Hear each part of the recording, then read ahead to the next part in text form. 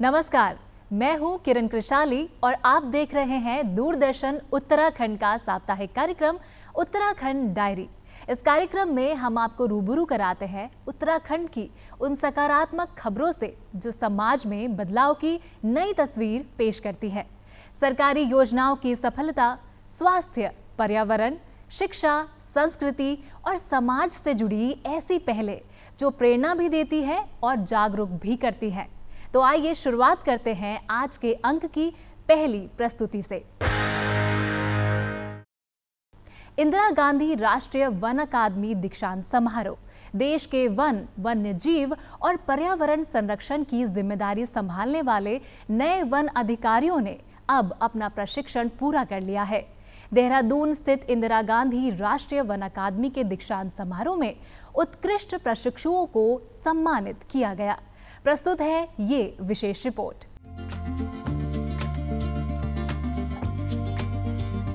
One अनुसंधान संस्थान के प्रेक्षागृह में आयोजित इस गरिमामयी समारोह में पर्यावरण, वन एवं जलवायु परिवर्तन मंत्रालय के सचिव तन्मय कुमार, वन महानिदेशक एवं विशेष सचिव सुशील कुमार अवस्थी, अपर वन महानिदेशक रमेश कुमार पांडे सहित मंत्रालय और वन विभाग के अनेक वरिष्ठ अधिकारी उपस्थित रहे। कार्यक्रम की शुरुआत इंदिरा गांधी राष्ट्रीय वन अकादमी के निदेशक डॉक्टर राजेंद्र प्रसाद खजूरिया की निदेशक रिपोर्ट से हुई। उन्होंने बताया कि अकादमी अब तक भारत सहित 14 मित्र देशों के 369 वन अधिकारियों को प्रशिक्षित कर चुकी है और विकसित भारत 2047 की परिकल्पना को ध्यान में रखते हुए प्रशिक्षण प्रणाली को और अधिक आधुनिक, तकनीक आधारित तथा व्यवहारिक बनाया जा रहा है।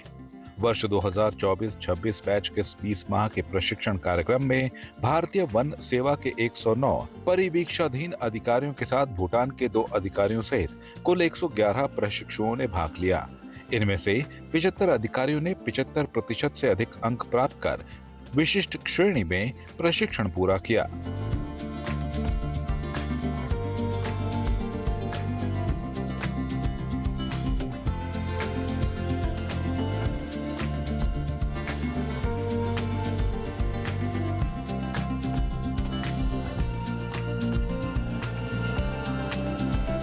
समारोह के दौरान उत्कृष्ट प्रदर्शन करने वाले परिवीक्षाधीन अधिकारियों को विभिन्न पुरस्कारों से सम्मानित किया गया। राजस्थान संवर्ग की अधिकारी प्रतीक्षा नाना साहब काले ने बैच टॉपर बनने का गौरव हासिल किया। आज मुझे यहाँ पे मेन जो अवार्ड्स है वो मिले हैं आउटस्टैंडिंग फॉरेस्टर का। 2 साल से पिछले 20 महीनों में हमने Indira Gandhi national forest academy Dehradun में हमारा ये प्रशिक्षण पूरा किया है, जिसमें हमें अभ्यास के काफ़ी विषय थे। टूर्स और अलग अलग तरीक़ों से हमें फॉरेस्ट के बारे में अलग अलग जानकारी दी गई और उससे हमें फील्ड में काम कैसे करना है इससे संबोधित किया गया है। मुझे ऐसे लगता है कि आज हमारा ट्रेनिंग पूरा होते वक्त हम ऐसा महसूस करते हैं कि हम अपनी कोशिशों में अच्छी तरीके से काम कर पाए और फील्ड पे जाके ये जो सब हमने सीखा है वो अच्छी तरीके से इम्प्लीमेंट कर पाए।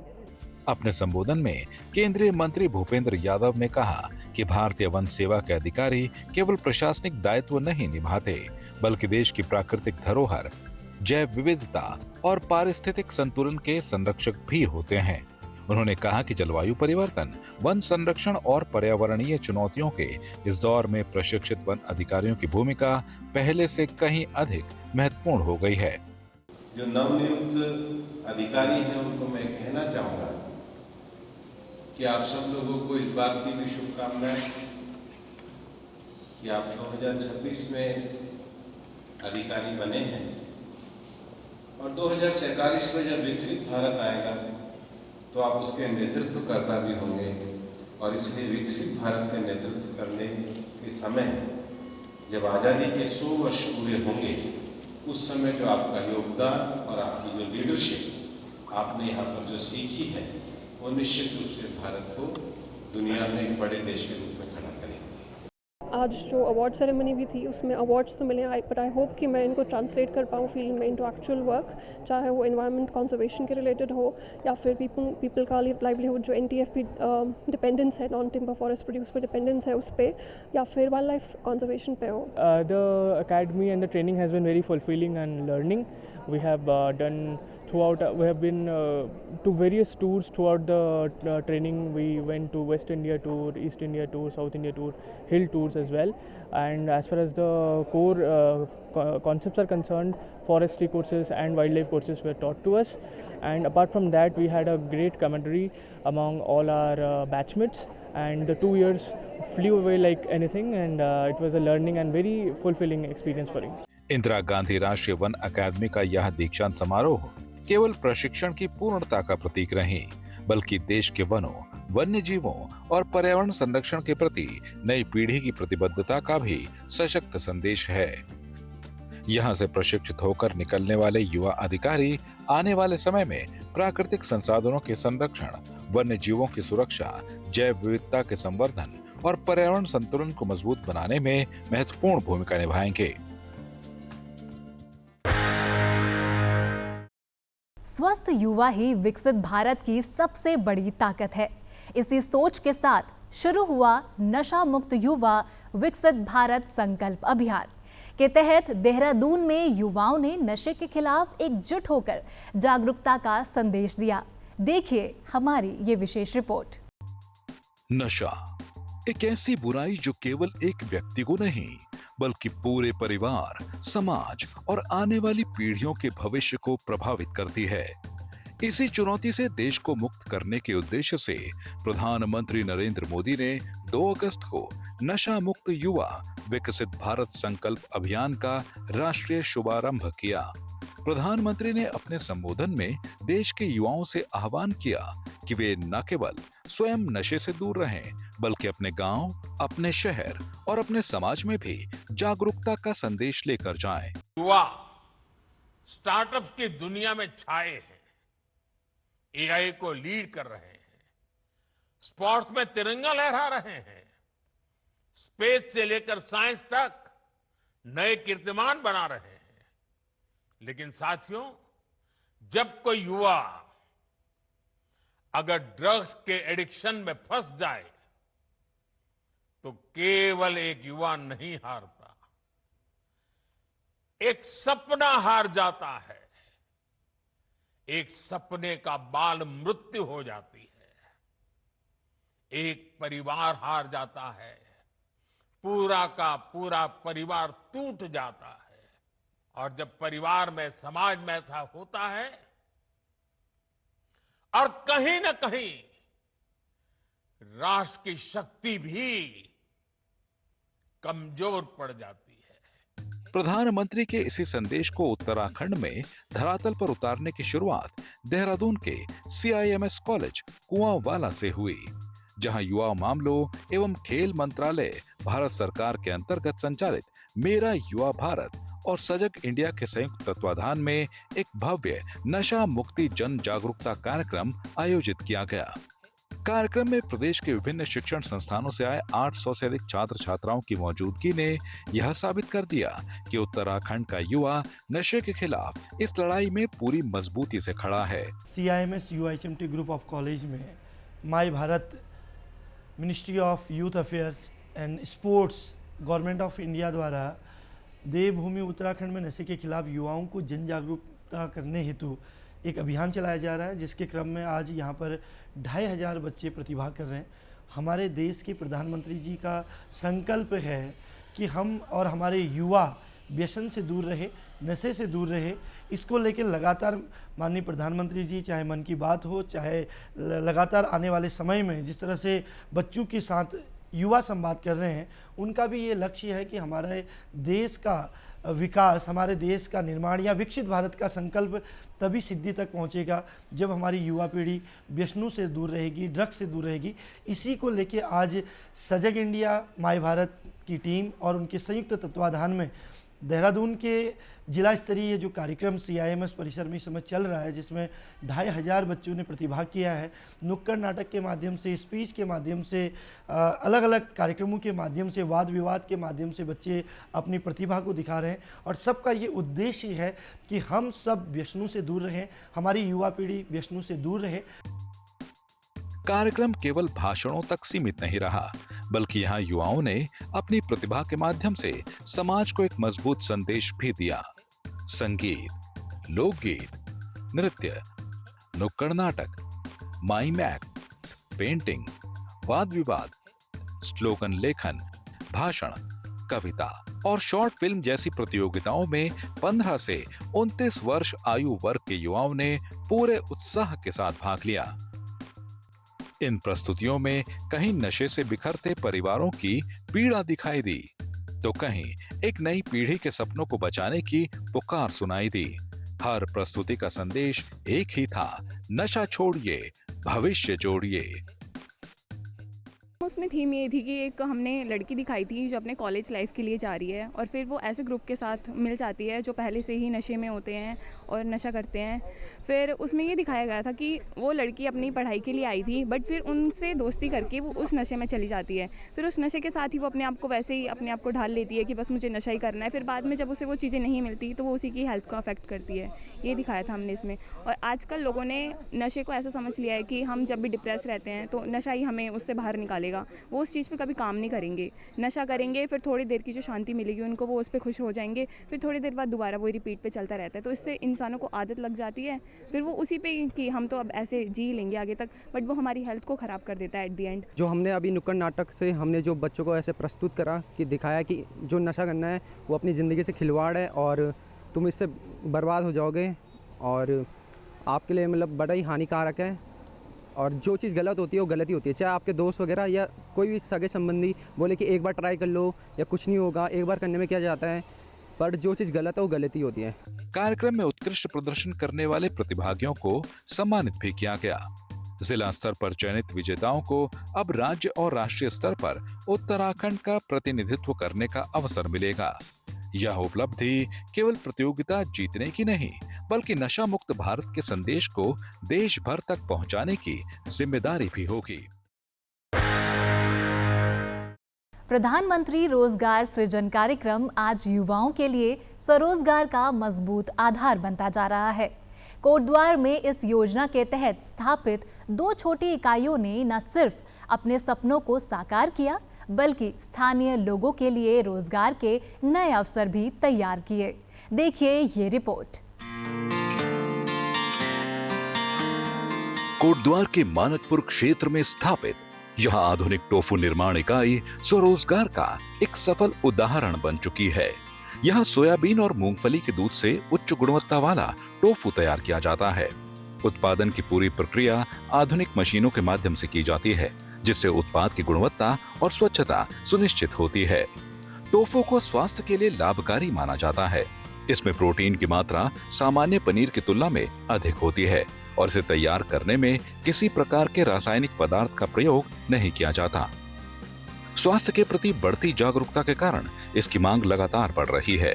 इस इकाई की सबसे बड़ी उपलब्धि यह है कि इसने एक व्यक्ति को स्वरोजगार देने के साथ साथ स्थानीय स्तर पर रोजगार के अवसर भी उपलब्ध कराए हैं।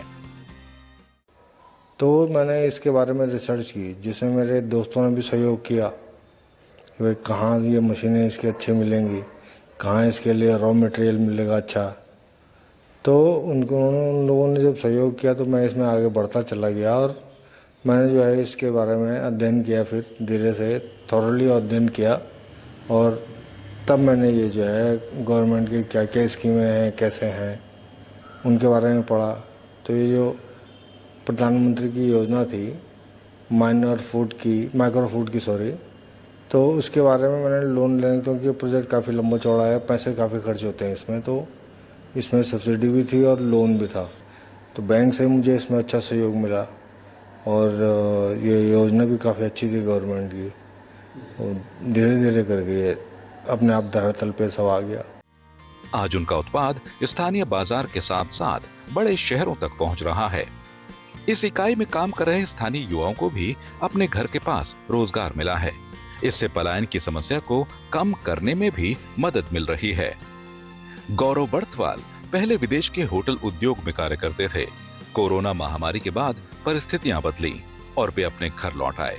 ऐसे समय में मानपुर में शुरू हुई टोफू यूनिट उनके लिए रोजगार का नया माध्यम बन गई।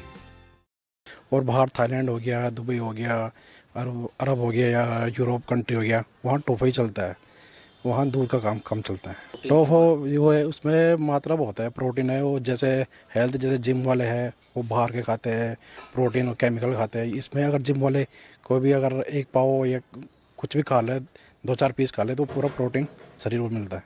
इसमें एक तो अपना काम है, दूसरा घर के बगल में है ना, ज़्यादा थोड़ा भागी है, अपने घर में है, काम भी देखा, परिवार देखा जाता है, घर भी मम्मी पापा के पास चले जाते हैं हफ्ते में 2 हफ्ते में गाँव में। प्रधानमंत्री रोजगार सृजन कार्यक्रम के अंतर्गत वित्तीय संस्थानों की भूमिका भी महत्वपूर्ण है। जिला सहकारी बैंक और अन्य बैंक योजनाओं के तहत पात्र उद्यमियों को ऋण उपलब्ध करा रहे हैं, जिससे नए उद्योग स्थापित हो रहे हैं।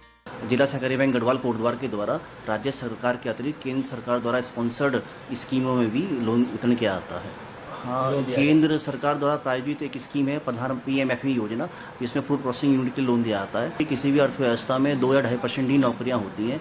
हमारे 140-50 करोड़ के देश में अगर लोग अधिक से अधिक स्वरोजगार अपनाएं, जैसा कि प्रदेश व देश की सरकार के द्वारा भी इस स्कीम चलाई जा रही हैं, तो उनको अवलोकन करें, ध्यान दें और उन योजना का लाभ उठाएं। इसी योजना का एक और सफल उदाहरण कोटद्वार के सीतापुर क्षेत्र में देखने को मिलता है। यहाँ सुरभि जोशी ने प्रधानमंत्री रोजगार सृजन कार्यक्रम के तहत भारतीय स्टेट बैंक से ऋण लेकर आधुनिक लॉन्ड्री और ड्राई क्लीनिंग यूनिट स्थापित की। इस यूनिट में अत्याधुनिक मशीनों के माध्यम से कपड़ों की धुलाई और ड्राई क्लीनिंग की सुविधा दी जा रही है। साथ ही घर घर जाकर कपड़े एकत्र करने और वापस पहुंचाने की सेवा भी उपलब्ध कराई जा रही है। इस उद्योग से सुरभि जोशी को स्वरोजगार मिला है। वहीं 5 से 6 स्थानीय लोगों को भी रोजगार प्राप्त हुआ है। यहाँ पे जो है हमारे स्टोर पे बहुत सारी सेवाएं उपलब्ध है, जैसे कि laundry, dry cleaning, sofa cleaning, carpet cleaning, shoes cleaning, water tank cleaning और भी अन्य विभिन्न सुविधाएं हम उपलब्ध करा रहे हैं कोटद्वार में, जो कि आज तक कोटद्वार में कोई भी ये सर्विसेज प्रोवाइड नहीं करा रहा है। हमारे यहाँ धुलाने का फ़ायदा ये है कि एक तो हमारा जो है इंटरनेशनल लेवल का हम केमिकल यूज़ करते हैं, जिससे आपके फैब्रिक की क्वालिटी जो है अपग्रेड होती है, ख़राब नहीं होती है। और सारे हमारे जो भी मशीन है, हाईटेक मशीन है, सारी इंटरनेशनल मशीन है, सारे हमारे पास highly qualified, highly trained staff है, जो कि प्रॉपर ट्रेनिंग लेके आए हैं यहाँ पे, और उस हिसाब से फिर वो काम करते हैं। माँ का दूध नवजात के लिए पहला और सबसे सुरक्षित आहार है। इसी संदेश को जन जन तक पहुंचाने के लिए हर वर्ष विश्व स्तनपान सप्ताह मनाया जाता है। कोटद्वार से देखिए जागरूकता और स्वास्थ्य से जुड़ी ये विशेष रिपोर्ट।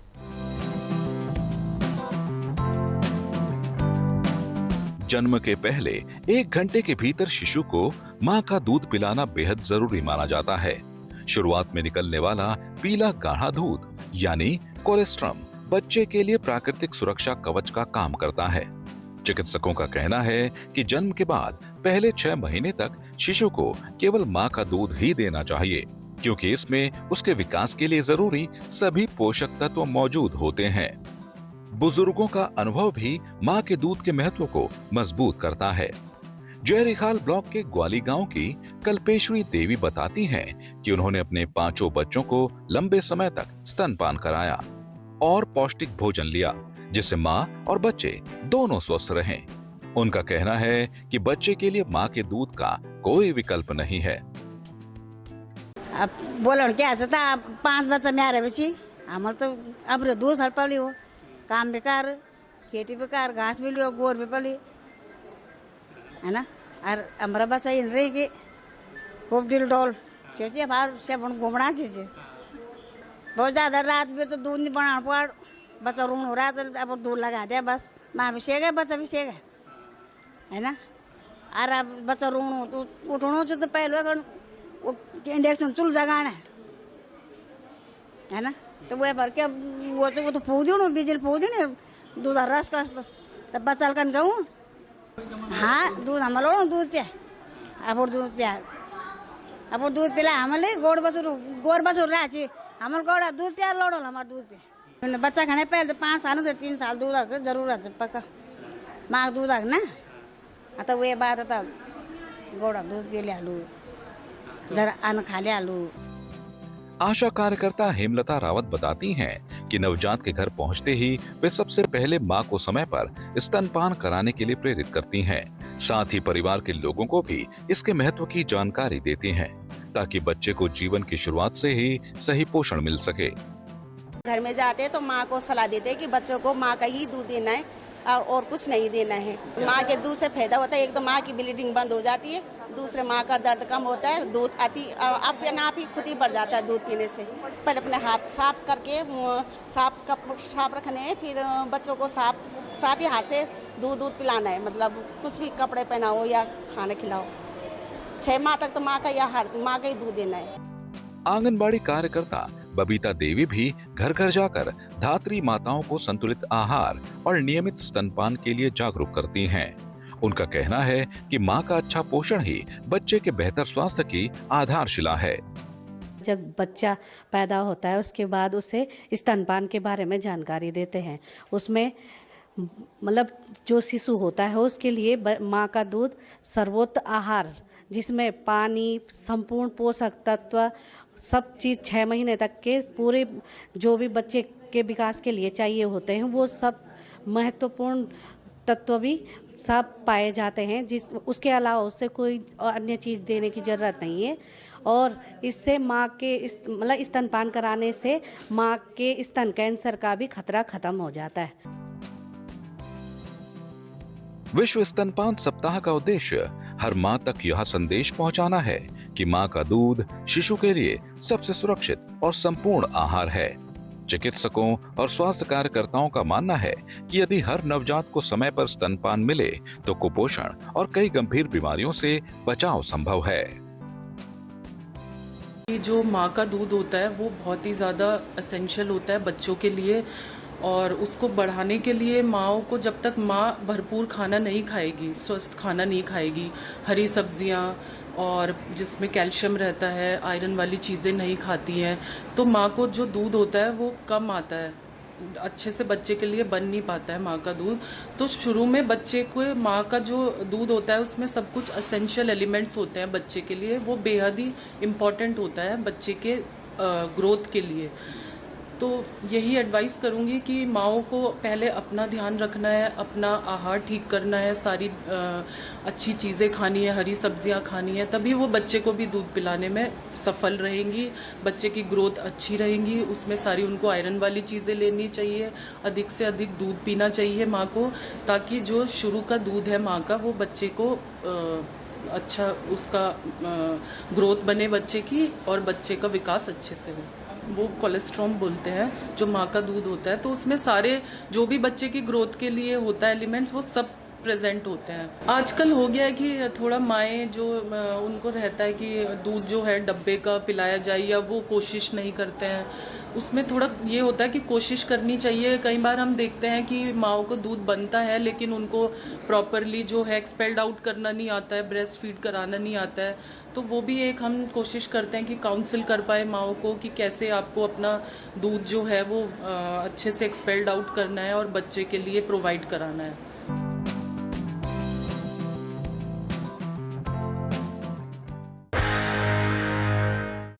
किसानों की आय बढ़ाने के लिए केंद्र सरकार का अरोमा मिशन अल्मोड़ा में भी असर दिखाने लगा है।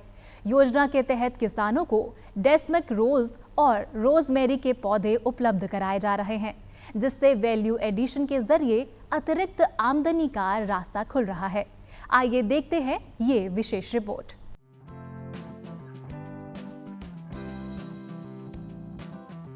वर्ष 2025-26 में उद्यान विभाग ने जिले के 25 से अधिक किसानों को अरोमा मिशन से जोड़ा है। इस दौरान 8,500 डेमस्क रोज और 16,000 रोजमेरी के पौधे वितरित किए गए। विभाग का कहना है कि इस वर्ष भी अधिक किसानों को योजना से जोड़कर औषधीय और सुगंधित पौधों की खेती को बढ़ावा दिया जाएगा। हमने दमस्क रोज के 8,500 से अधिक पौधे और रोजमेरी के 16,000 पौधे 25 से अधिक महिलाओं को, कृषकों को और स्वयं सहायता समूहों को उपलब्ध कराए। इसके अलावा इस वर्ष भी हमारे पास हम अभी तक 10,000 से अधिक रोजमेरी के पौधे उपलब्ध करा चुके हैं, और वर्ष की जैसे जैसे प्रगति होती रहती है उसके साथ ही हम दमस्क रोज में भी और अधिक काम करेंगे। जो सारा कार्य हमारा जिला योजना के अंतर्गत किया जा रहा है। योजना से जुड़े किसान अब फूलों के साथ प्रोसेसिंग पर भी ध्यान दे रहे हैं।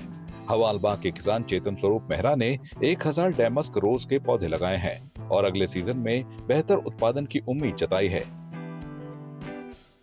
बेसिकली सेंट और जो उसका वाटर है उससे हम गुलाब जल और जो अंत में रह जाता है उसका गुलकंद बनाने का आगे हमारा वो है और इसके लिए हमने प्रोसेसिंग यूनिट लगा रखी है। जब ये हम धीरे धीरे होगा तो इसके लिए कम से कम हमें 20,000 फूलों की आवश्यकता होती है। अगर 1 किलो हम सेंटर निकालते हैं तो 20,000 फूलों की, और 20,000 फूलों को कलेक्शन जो है एक बहुत बड़े लेवल पर करना होता है। कम से कम उसके लिए हमें 10,000 प्लांट्स की आवश्यकता होती है, तो हम 10,000 प्लांट उसके तैयार कर रहे हैं। वहीं धामस गांव के किसान रणजीत बिष्ट का कहना है कि रोजमेरी की खेती में जंगली जानवरों से नुकसान कम होता है और छोटी जोत में भी यह लाभदायक साबित हो रही है। रोजमेरी का जो प्लांट लगा रखा है हमने लगा रखा है और इसकी डिमांड मार्केट में काफ़ी है। इसको हम अभी जैसे अभी आज हम इसका हार्वेस्टिंग भी कर रहे हैं।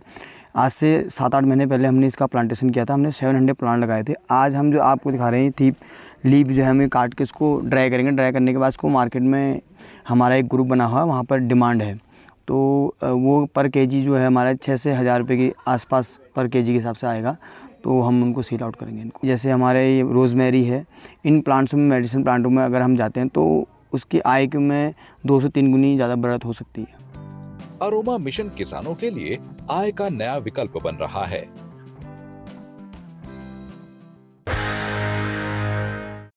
तो ये थी इस सप्ताह की कुछ खास और सकारात्मक खबरें जिन्हें हमने उत्तराखंड डायरी में आपके सामने प्रस्तुत किया। आप भी यदि अपने आसपास हो रहे किसी प्रेरणादायक कार्य, नवाचार या जनहित से जुड़ी पहल की जानकारी हमारे साथ साझा करना चाहते हैं तो हमें अवश्य लिखें। अगले सप्ताह फिर मिलेंगे उत्तराखंड की नई प्रेरक कहानियों और विशेष रिपोर्टों के साथ। तब तक के लिए मुझे किरण कृशाली को दीजिए अनुमति। नमस्कार।